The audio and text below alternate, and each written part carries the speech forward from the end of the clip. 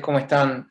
Bueno, primero que nada, muchas gracias por estar, gracias al profesor Briva, bueno, y a todos por estar presentes. Vamos a presentar con la doctora Almeida, bueno, la revisión de un artículo que compara diferentes métodos de modos ventilatorios para el destete de la ventilación mecánica. Bueno, este es un trabajo que salió en el 2021, es un metaanálisis que junta aproximadamente 39 estudios, junta un número interesante de pacientes, en torno a 5.900, ¿ah? Que bueno, que el objetivo es justamente analizar diferentes modos ventilatorios para saber cuál es el más efectivo en vistas a un destete exitoso, ¿no? Obviamente, sabiendo que la vinculación de la asistencia ventilatoria mecánica tiene sus beneficios, ¿no? Acorta el tiempo de CTI, acorta obviamente el tiempo en que el paciente está conectado al ventilador y asimismo el riesgo de infecciones asociadas a la respiración mecánica, disminución de la mortalidad y bueno, también asociado a menores costos, ¿no? Y obviamente que cuando se reintuba a los pacientes en un fallo de extubación, en ese contexto existe evidencia de que hay una mayor mortalidad. Entonces, justamente el objetivo de este trabajo es analizar cuál es el modo más óptimo comparando uno contra otro. Vamos a ver que hay diferentes modos ventilatorios que analizan trabajo, entre ellos, bueno, obviamente presión, soporte y PIP, tubo en T. También tenemos los modos no convencionales como el Smart Care, el PAV, que es asistencia ventilatoria proporcional, que vamos a hablar un poquito ahora. Algunas definiciones que van a tomar en cuenta los autores, bueno, obviamente el éxito del destete de la ventilación mecánica es la asistencia de soporte ventilatorio mecánico invasivo, ¿tá? Y sin que haya una inestabilidad hemodinámica a las 48 horas posteriores de que se haya extubado a los pacientes, ¿no? La reintubación se define cuando se vuelve a intubar a dicho paciente dentro de las primeras 48 horas que se llevó a cabo la extubación. Y las causas de mortalidad, bueno, son aquellas definidas por los autores dentro de nosocomial. Que bueno, los métodos, bueno, nada, fue un metaanálisis basado en extracción de datos de diferentes bases de datos, PubMed, Embase, ¿ah? Criterio de inclusión, que fue una edad mínima de 18 años, pacientes adultos críticos, que hayan estado en ventilación mecánica por al menos 24 horas, y, bueno, estudios que hayan analizado destete exitoso o fracaso, reintubación, o que haya habido una mortalidad asociada a dicho proceso. Y la idea es comparar dos o más modos ventilatorios cuando se utiliza para la extubación que hayan sido diferentes, ¿no? Porque como vamos a ver ahora, la exclusión va a ser aquellos pacientes que estén dentro de una población neonatal o pediátrica, aquellos pacientes que hayan sido extubados bajo BNI, y lo otro es que si habían estudios que frente a una prueba de ventilación espontánea usaban el mismo modo ventilatorio, pero con diferentes parámetros, es decir, presión soporte y PIP, con presión soporte, un grupo de presión soporte de 8 y otro frente a un presión soporte de 10, ese estudio no estaba incluido. Algunas limitaciones de lo que tendría que ser este trabajo, bueno, en realidad son poblaciones muy heterogéneas, que no fue subdividida en grupos, no fue subdividida en grupos, o sea, no sabemos extubación en neurocríticos, en EPOC, en asmático, es una cosa que hay que tenerlo en cuenta. Y otra cosa es, si bien junto a un número de pacientes interesantes, que es un N de 5.900, la cantidad de estudios fue de 37. Eso es notable nombrarlo también. Yo ahora voy a hablar brevemente un poco de dos modos de ventilación mecánica y también parte de la discusión de este trabajo, que son la asistencia ventilatoria proporcional, que ahora más le voy a llamar PAV, que son las iniciales, y el Smart Care, que es otro modo ventilatorio no convencional, que también es nombrado en el trabajo. Esto es una revisión del 2020, que busca repasar los modos convencionales y los no convencionales. ¿Qué pasa con los modos convencionales? Llámese volumen control, controlado por presión, soporte y PIP, que no está ahí en el dibujo. Primero, en el diagrama tenemos la curva negra. Ahí ven el mouse, ahí va, la curva negra es volumen, la curva roja es presión, la curva que está en verde es flujo, y hay una curva azul que es esfuerzo del paciente. Los modos convencionales lo que tienen es que justamente en estos fijamos una variable que es fija y la otra va a ser dependiente, ¿no? En volumen control, la variable independiente es el volumen, y a nivel de presión control, obviamente, lo que va a quedar fijo es la presión del sistema respiratorio. Pero, ¿qué es lo que pasa? El esfuerzo inspiratorio del paciente no está siendo muy tenido en cuenta, en realidad, ¿no? Nosotros seteamos esa variable y, bueno, dejamos que el ventilador haga el trabajo, pero de alguna forma tenemos que ir monitorizando ese esfuerzo que hace el paciente. Eso se hace de manera clínica, ¿no? Clínicamente estamos viendo al paciente, el esfuerzo respiratorio, a ver si tiene trabajo, la frecuencia, los datos que nos proporciona además el ventilador, el volumen corriente del paciente, el volumen minuto. Entonces, si vemos acá, por ejemplo, en volumen control, nosotros seteamos un volumen control que es fijo, pero a pesar de que el paciente haga un gran esfuerzo inspiratorio, eso no va a cambiar mucho. De hecho, cuando el paciente hace mayor esfuerzo inspiratorio en volumen control, hasta mismo el respirador le va a dar menos soporte, porque si seteamos un volumen corriente de 450, el paciente mueve 350, le va a dar 100, y si mueve 300, le va a dar 150. Es un ejemplo. ¿Tá? En control por presión no pasa tanto así.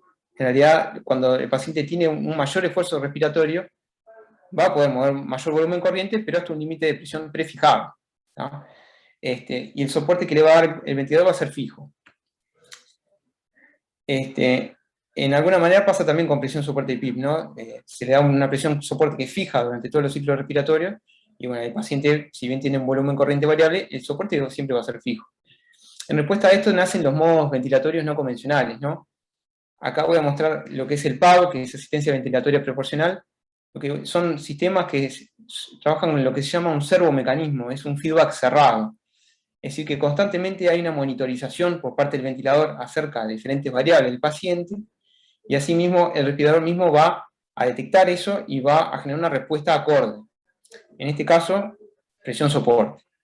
¿Cómo funciona el PAV? El PAV está presente en los Puritan, si no me equivoco, es exclusivo de ese ventilador. Es un modo que se creó en los 90 y en realidad lo que busca es primero darle una asistencia ventilatoria acorde a las necesidades del paciente, justamente en respuesta a los otros métodos que hablamos recién. ¿Cómo lo hace? Bueno, primero le tenemos que dar alguna información al ventilador, diámetro de la sonda endotraqueal, el peso del paciente, fijar una variable de hasta qué volumen minuto máximo puede tener, entre otras, y además le tenemos que decir al ventilador cuánta presión, cuánto soporte le queremos dar al paciente. Va a un rango de un 5 hasta un 80%. Y ahí mismo, cuando lo ponemos en esa modalidad, lo que va a ir haciendo el ventilador es, cada 5 a 10 ciclos respiratorios va a medir lo que vendrían a ser los componentes de la mecánica respiratoria del paciente. Va a hacer una pausa al final de una oclusión de inspiración y de expiración, cada 5 a 10 ciclos, va a censar la mejor ese esfuerzo y esas variables, y en respuesta a eso le va a otorgar una presión soporte acorde para que se llegue a un volumen corriente y minimizar la cantidad de esfuerzo que haga el paciente. ¿Tá? Que como se ve en la figura, en este primer ciclo ya está midiendo el esfuerzo y la cantidad de volumen corriente que está generando este paciente, para que en el tercer ciclo lo va a ajustar de manera proporcional a la cantidad de esfuerzo. Y en el tiempo, cuanto mayor esfuerzo tenga el paciente, mayor volumen, mayor presión le va a dar para generar un mayor volumen. Esto es en respuesta a que, obviamente, los modos ventilatorios convencionales se prestan a mucha sincronía paciente-ventilador, ¿no? Y justamente lo que está demostrado para este tipo de métodos no convencionales, que son el PAV, por ejemplo, el Smart Care y el NAV, que si bien no lo voy a discutir hoy, es otro método también no convencional, está más que nada asociado a menores asincronía paciente-ventilador y a tasas de estadía de ventilación mecánica menores, o sea, están menos días ventilados. Sí destaco que en los estudios no hay diferencia de mortalidad entre los modos no convencionales en comparación con los modos convencionales.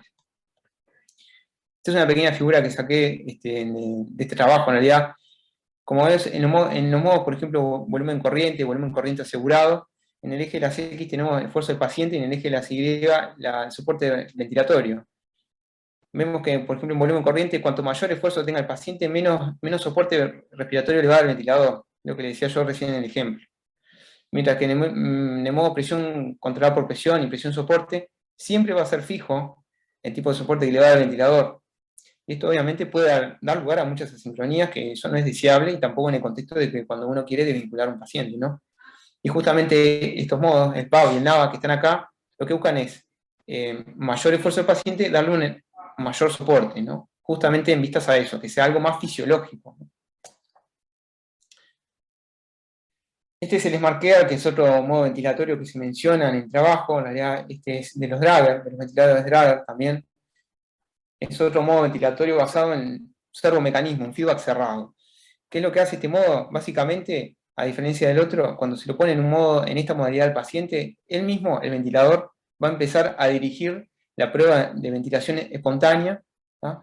Y va a recomendar al clínico cuándo es el mejor momento para estudiar a un paciente. ¿Cómo lo hace? Bueno, ahora en la próxima diapositiva le voy a comentar qué variables toma, pero en realidad lo que toma son 3 variables que nosotros le vamos a proporcionar y otras 3 variables que va a estar monitorizando continuamente. Nosotros le tenemos que proporcionar al ventilador el peso del paciente, si es un paciente EPOC, y además lo que tenemos que proporcionar, no aparece acá, bueno, ahora me olvidé, pero en realidad son datos fijos que nosotros les vamos a dar, pero los otros datos que vamos a monitorizar son la frecuencia respiratoria, el volumen corriente y el CO2 expirado. Entonces, cuando ponemos en esta modalidad, primero hay una modalidad que se llama adaptación. Lo ponemos en esa, el ventilador empieza como a observar al paciente, a ver cómo está, qué frecuencia tiene, qué volumen corriente mueve, y qué CO2 expirado tiene. Y mismo él va a empezar a bajarle la presión soporte de a 2 centímetros de agua, de 1 centímetro de agua, y va a pasar a la siguiente etapa, que es observar, ¿tá? Si el paciente cumple con los 3 requisitos de un volumen corriente apropiado, una buena frecuencia respiratoria, un CO2 expirado aceptable, va a seguirle descendiendo parámetros hasta dejarlo un nivel de soporte mínimo, ¿tá? Y acá tiene 3 caminos en realidad. Cuando queda en un nivel de soporte mínimo, ¿tá?, por más de 30 minutos aproximadamente, el ventilador mismo va a avisar que el paciente está en condiciones de destubarse, ¿tá?, de desvincularlo, ¿tá? Entonces ahí mismo es una rama, estubable. En cambio, si el paciente tiene apnea o taquipnea o los volúmenes corrientes son bajos, por ejemplo, bueno, entonces va a empezar a ajustar el nivel de soporte en base a esas variables y retornarlo a un nivel que justamente tenga una buena frecuencia respiratoria, un buen volumen corriente, ¿tá? Y nuevamente, dentro de un periodo de tiempo, va a empezar a descenderle él mismo los parámetros para alcanzar niveles aceptables como para seguir disminuyendo el soporte.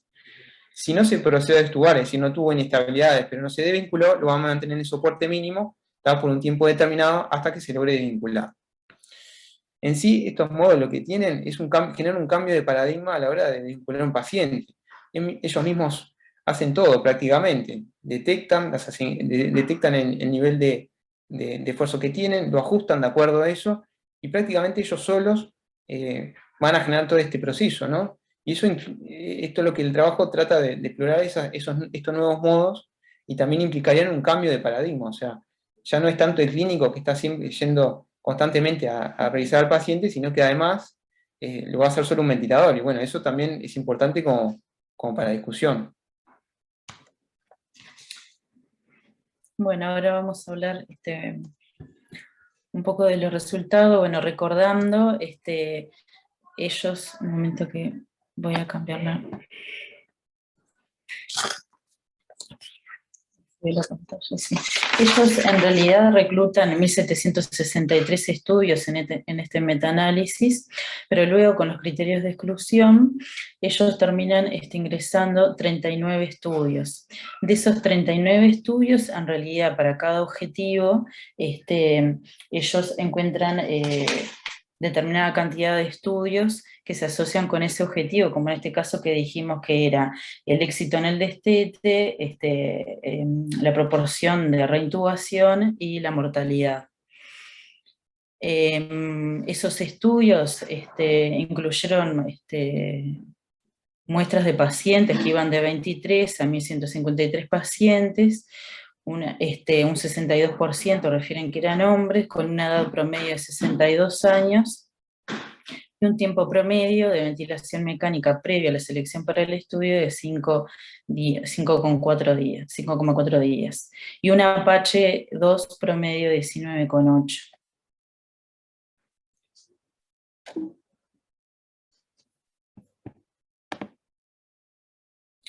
Entonces los resultados que refieren en el estudio, que muestran, en cuanto al éxito en el destete, refieren, aquí como vemos en esta gráfica, lo compararon con el tubo T, ¿tá? Ese fue el punto de comparación de estos estudios, que el SmartCare y PAV fueron los que tuvieron, bueno, efectos significativos en cuanto al destete. ¿Tá? Ellos refieren como que esos dos métodos son más exitosos. Acá lo que vemos que vemos como ATC también es el soporte adaptativo ventilatorio. Luego, en cuanto a la reintubación, ¿tá? El único que muestran bueno, que fue exitoso con menos reintubación fue el PAV. ¿Ah?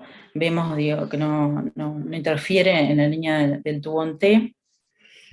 Y en cuanto a mortalidad, también vemos que el PAV fue el que tuvo menos mortalidad, o sea, asociado a una menor mortalidad en esta comparación, que el tubo T era la referencia que se toma en esta gráfica.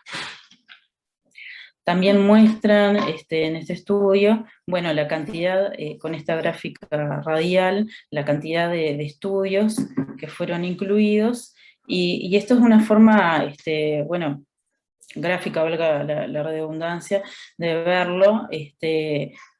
Cuanto más gruesa la línea, más estudios tenían disponibles, por ejemplo, presión soporte, tubo T, PAV, tubo T, ¿tá? En cada objetivo que se trazaron, en el éxito del destete, en la reintubación y en la mortalidad.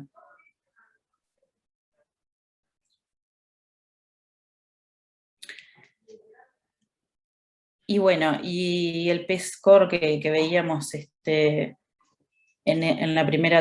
esta tabla de resultados, ellos asocian un mayor P-score con mayor éxito en el objetivo que querían determinar. Entonces, bueno, vemos el destete exitoso, el PAV, el NAV, en la reintubación, el PAV, en la mortalidad, el PAV. Por lo que refieren que, como dijimos, el SmartCare y la ventilación asistida proporcional, es el PAV, lo demuestran o intenta demostrar el estudio como métodos más efectivos en el éxito del destete. Y el PAV demuestran que reduce la tasa de reintubaciones y la mortalidad comparada con otros métodos. También me olvidé de mencionar que, por ejemplo, en el éxito del destete, allí, de esos estudios, esos 39 estudios que incluyeron este metaanálisis, solo 36 se referían al éxito en el destete, 31 a la reintubación y solo 18 en cuanto a la mortalidad. Entonces, bueno, las limitaciones que se plantean en este metaanálisis es la heterogeneidad de las poblaciones, bueno, los diferentes que se encontraron parámetros en los modos ventilatorios, por eso también era un criterio de exclusión, y el tamaño de las muestras, que bueno, que eran muy heterogéneas, de 23 pacientes a 1153, como dijimos, pacientes. Y las conclusiones, bueno, ya le hablamos un poco con los resultados, que en realidad se intenta demostrar evidencia de que el SmartCare y el PAV tendrían más éxito en el destete, y que el PAV menor tasa de reintubaciones y menor mortalidad.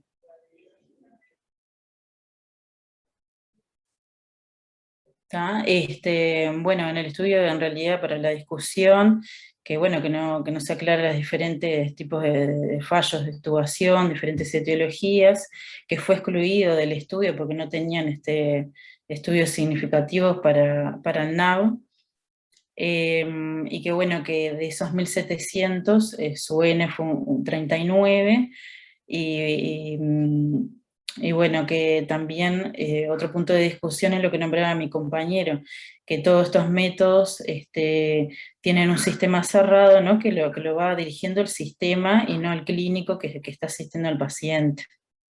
Ah, y que bueno, que faltan en realidad una crítica también de los autores del estudio, que le faltan estudios controlados, randomizados, más estudios que controlen entre los diferentes modos ventilatorios.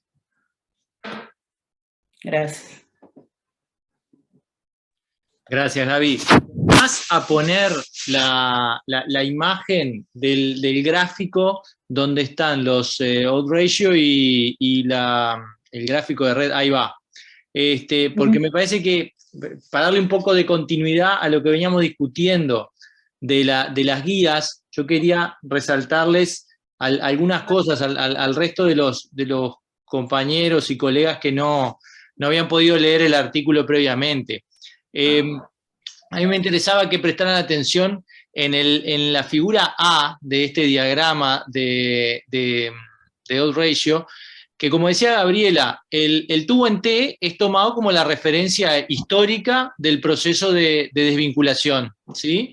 Y si ustedes ven en el éxito en la desvinculación, la primera pregunta que yo me hago es decir, bueno, este trabajo que se desarrolló después que se escribieron las guías que comentaron los compañeros de Rocha, ¿está evaluando una realidad similar a la que se tomó para escribir aquellas guías?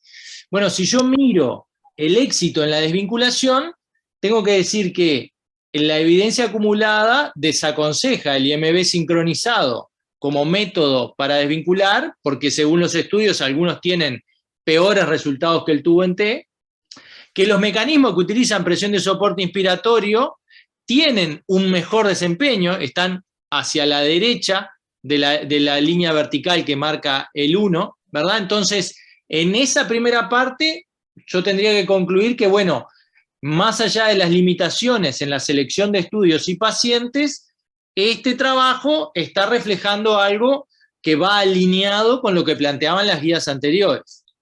Y después tenemos que preguntarnos, guiándonos por lo que destacan los autores, el PAB y el Smart Care tienen un mejor desempeño. Ahora, ¿qué quiere decir eso? Y bueno, un poco como lo contaba Juan, el PAB es un modo ventilatorio que nos cambia un poco el paradigma porque empieza a guiarse el soporte por el trabajo respiratorio, que es una variable que todos sabemos que los ventiladores la pueden calcular y la tienen incluida, pero que no necesariamente es algo que estamos nosotros tomando de manera consciente como un insumo para ir definiendo si vamos con un soporte óptimo o no en cada paciente. Y por otro lado, el Smart Care lo que es la aplicación de un software que, utilizando una asistencia respiratoria que todos conocemos, que es la presión de soporte, nos puede ir aportando otro enfoque porque está haciendo un trabajo continuo, ¿sí?, que va a guiarse por parámetros que se van ajustando en función de ese loop que se va repitiendo. Entonces, tal vez el éxito de esta tecnología aplicada tenga que ver por mecanismos diferentes. Tal vez el PAB nos está diciendo que tenemos que enfocarnos en el trabajo respiratorio para poder tomar como guía de nuestro soporte, y también pensar que a lo mejor los métodos que trabajan de manera continua van sacando mejores beneficios que la asistencia que nosotros hacemos, que por momentos es discontinuada o entrecortada, ¿no?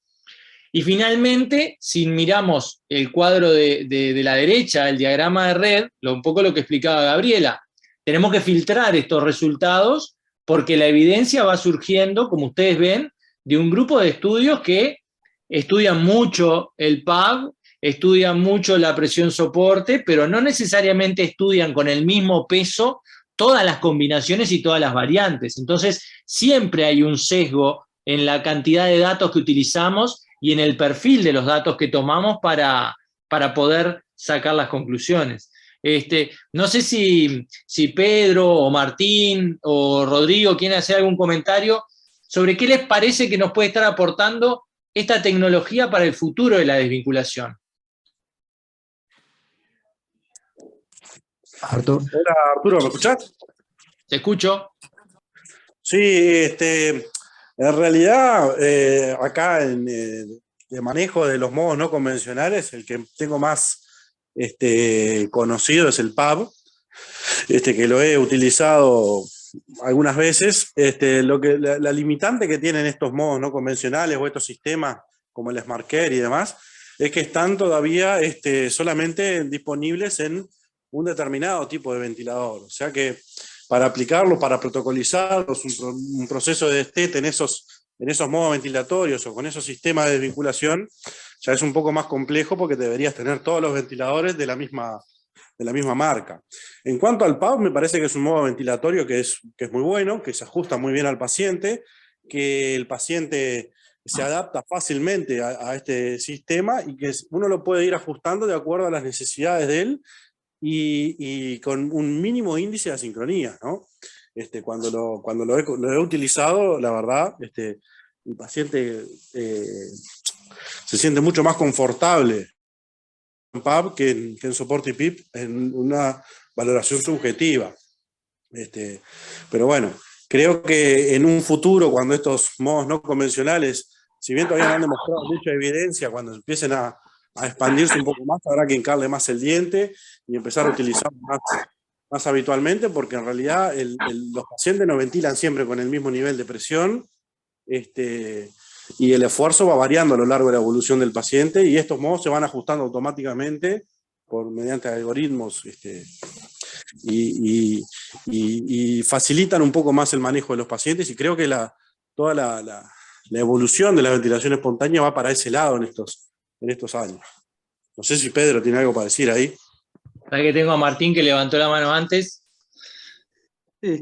No, bueno, en realidad me parece que yo creo que la mayoría de ellas son herramientas muy interesantes. Muchas veces me queda la sensación de que también, al igual que pasa, por ejemplo, con controlado por volumen o controlado por presión, y que muchas veces creo que el concepto termina siendo que capaz que hay que ventilar con el modo con el que el médico se sienta más cómodo, que maneje mejor, ¿no? que tenga mejor conocimiento de ese modo ventilatorio. No sé si muchas veces no pasa lo mismo con los modos, con estos modos no convencionales, ¿no? Porque la realidad es que todavía están poco difundidos en nuestro medio, y que muchas veces también lo que ocurre es que bueno, en clínicas tenemos la suerte de que hay distintos ventiladores y tenemos acceso a varios modos no convencionales, pero muchas veces también pasa que tenemos en otro centro capaz que un solo tipo de ventilador y tenemos acceso a un solo tipo de modos no convencionales, que muchas veces está solo en cama 4.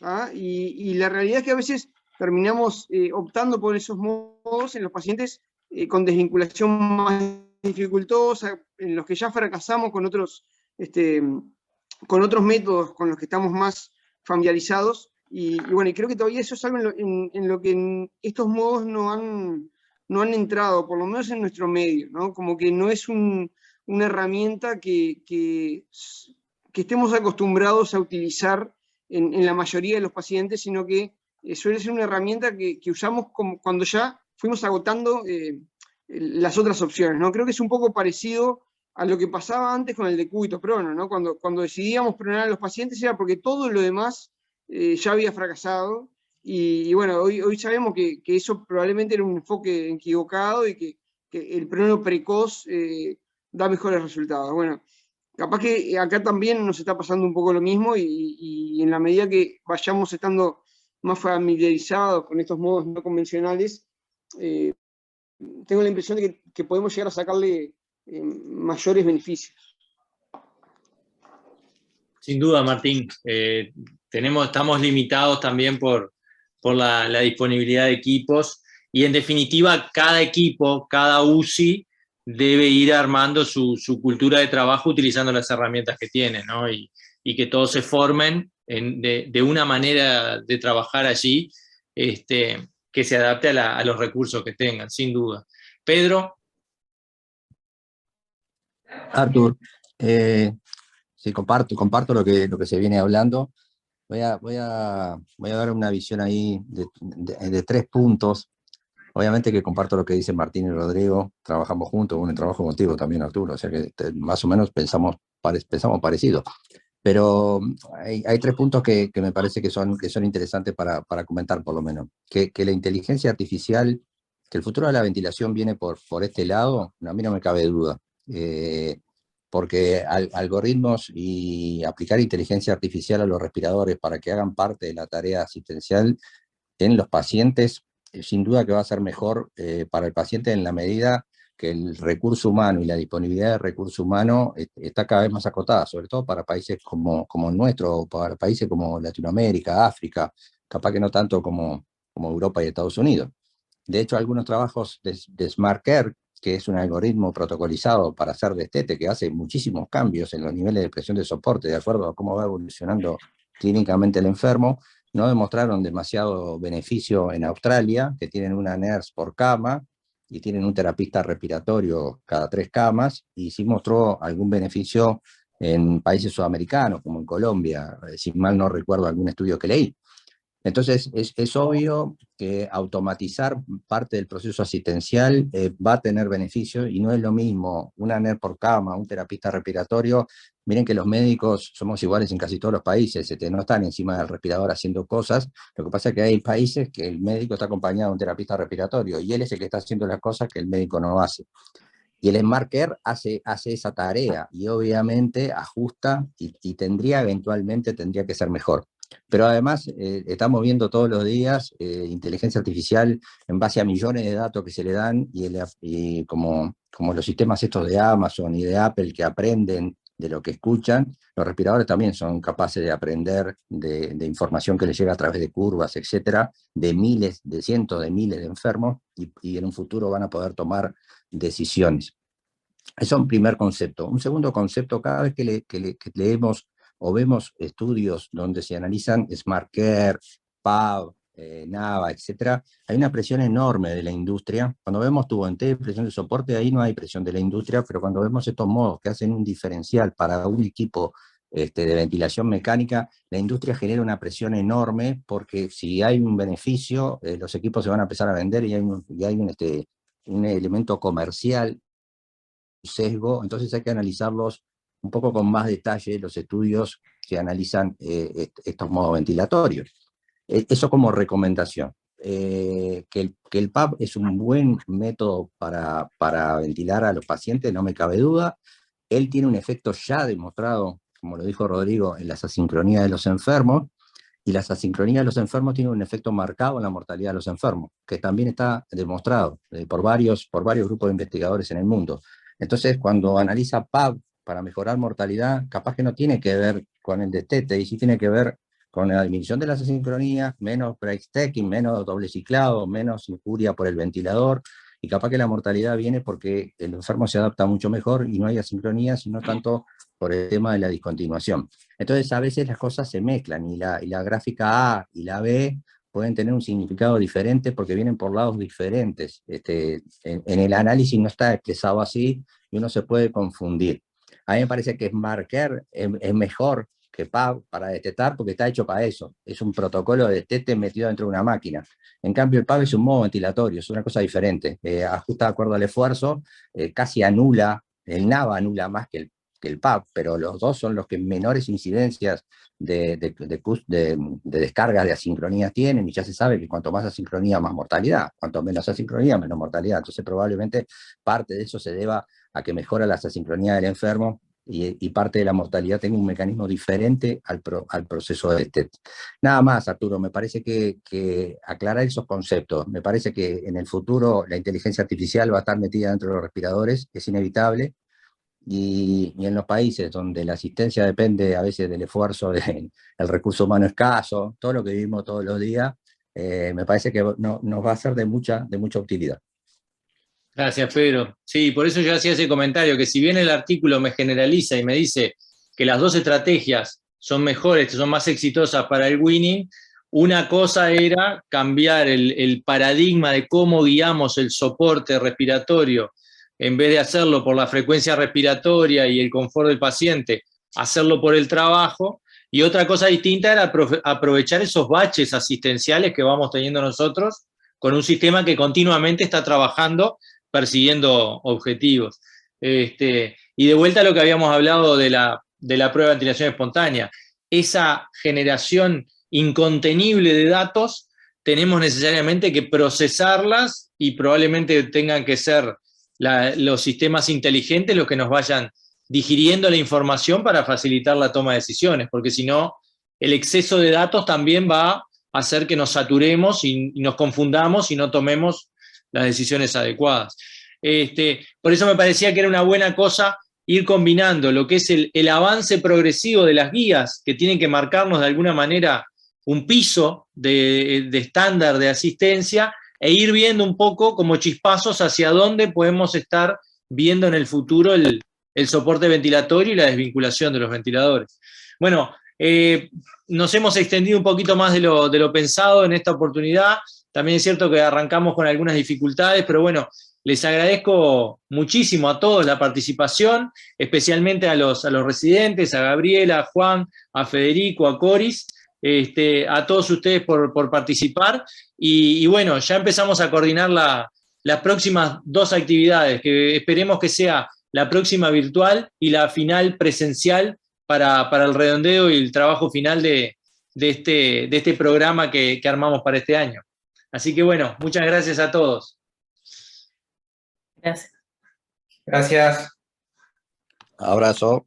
Chao.